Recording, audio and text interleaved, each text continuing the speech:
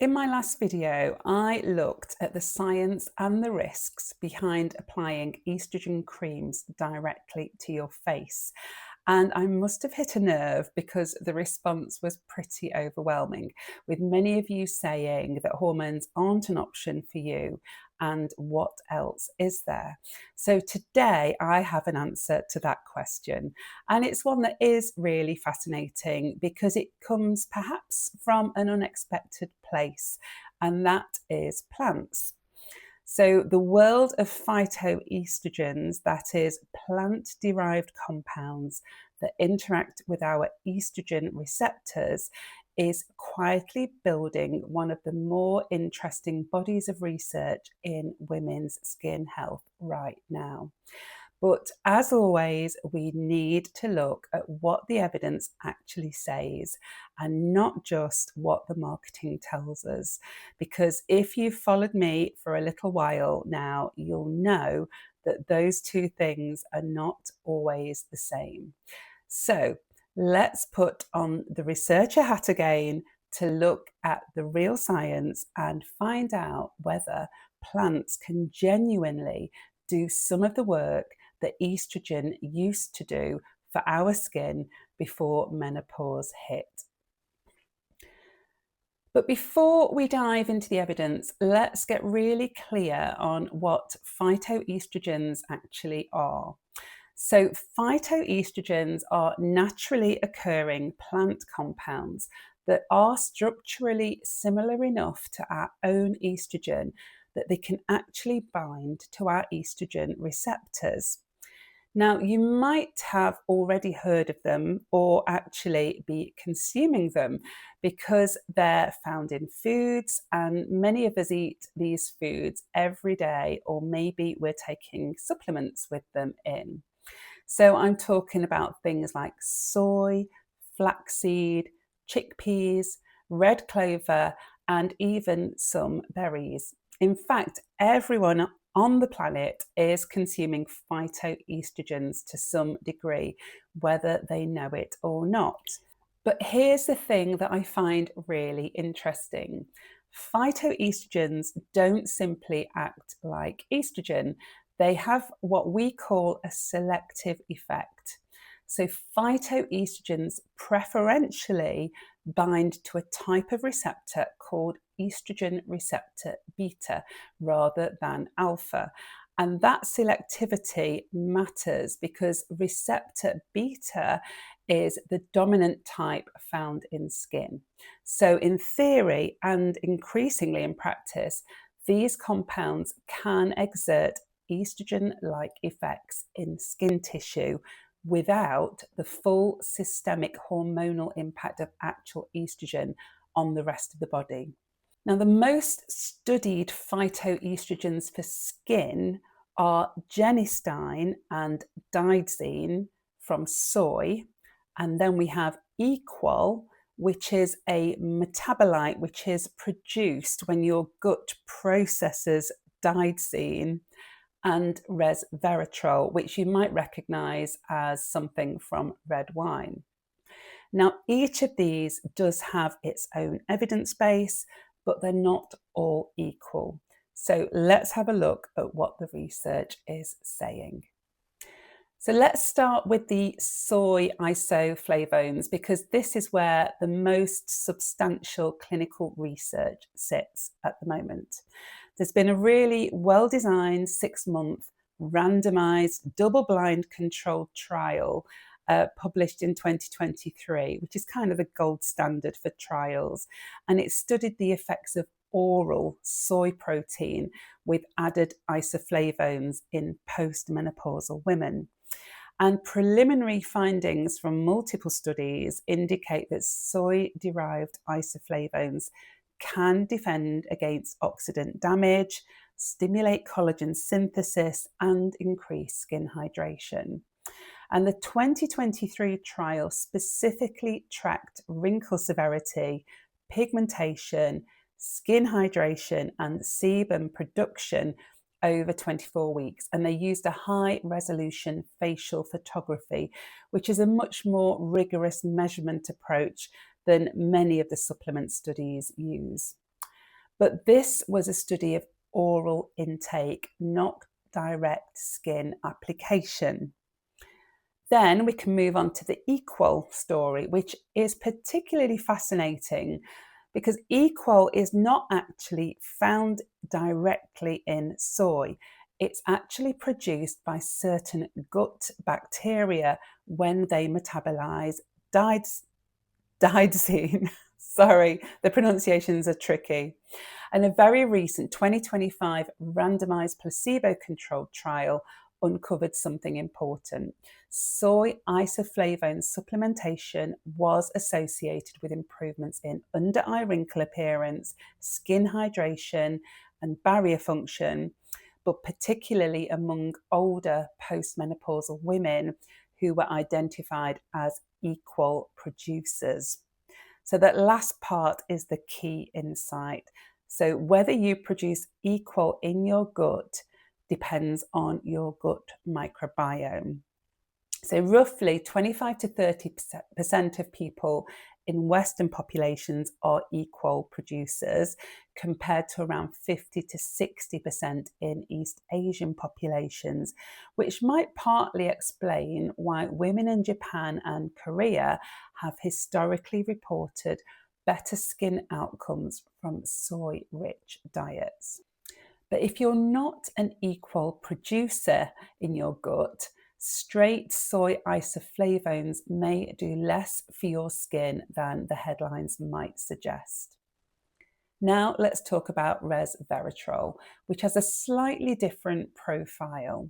So there was a randomized 12-week study applying a Resveratrol analog to the face and neck twice daily, and that found improvements in skin firmness, smoothness, even tone, wrinkles, radiance, pore size, and hydration, and ranging from 63 to 83% improvement over baseline. So those are pretty big numbers, although I do want to flag that this was a single centre study and the improvement percentages are self-reported against baseline rather than against a placebo group. So I do need to apply my usual pharmacist caution to those results. For topical Genistein specifically, a 2023 randomized double-blind placebo-controlled trial found that after 6 weeks of twice daily application, skin hydration, fine pores and wrinkles were all improved with the Genistein treatment, suggesting potential positive benefits for facial skin of postmenopausal women.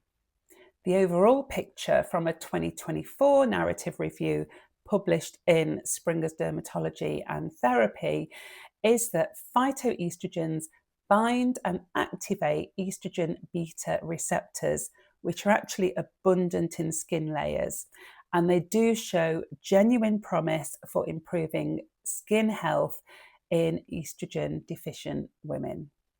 Now, and you knew this was coming, let me put on the researcher hat a bit more firmly and share the caveats, because there are some really important ones.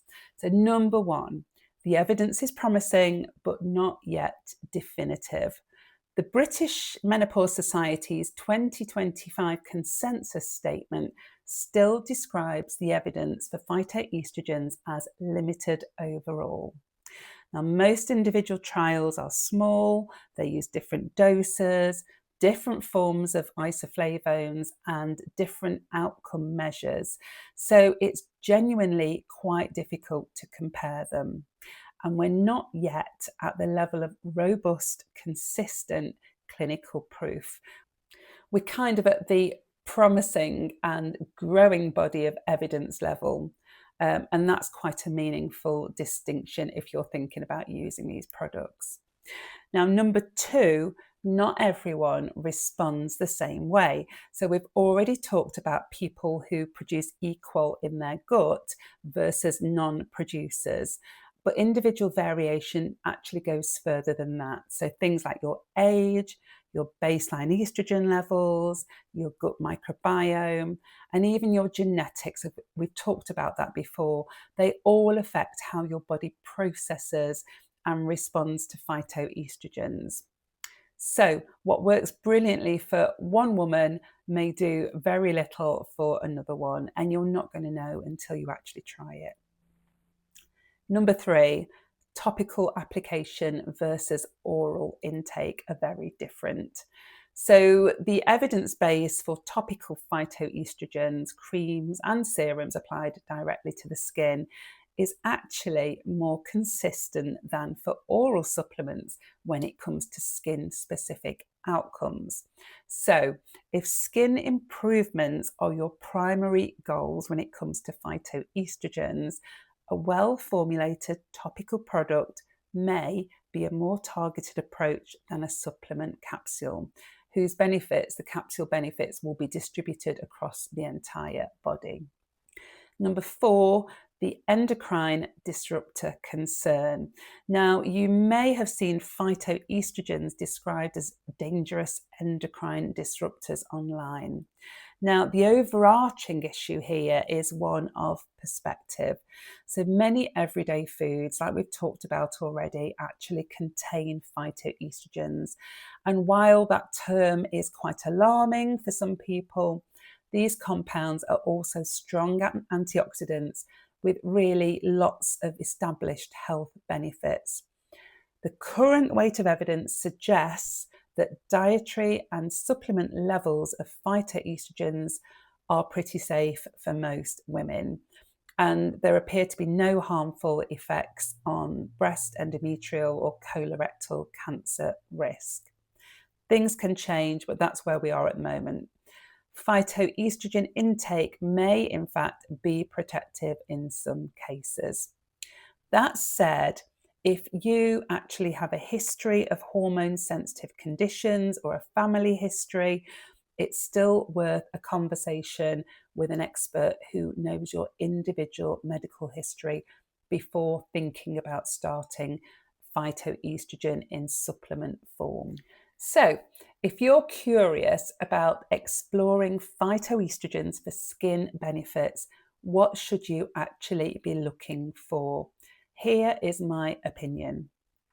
For topical products, look for formulations containing Genistein, Equol, or Resveratrol as named ingredients, not just vague plant extract claims. The 2023 Genistein trial used a product that combined it with vitamin E, niacinamide and ceramide, which are all skin supportive ingredients that work really well alongside it. So I'd suggest look for that kind of evidence-informed formulation rather than a single isolated ingredient. I don't want to recommend any specific products here, but you can search on the InciDecoder for products containing Genistein, Dietary, or Resveratrol as verified active ingredients yourself and see which products are available to you where you live. Now, for oral supplements, soy isoflavone supplements standardized to contain Genistein and Dietary are the most studied, but the doses used in clinical trials typically range from 40 to 80 milligrams of isoflavones per day.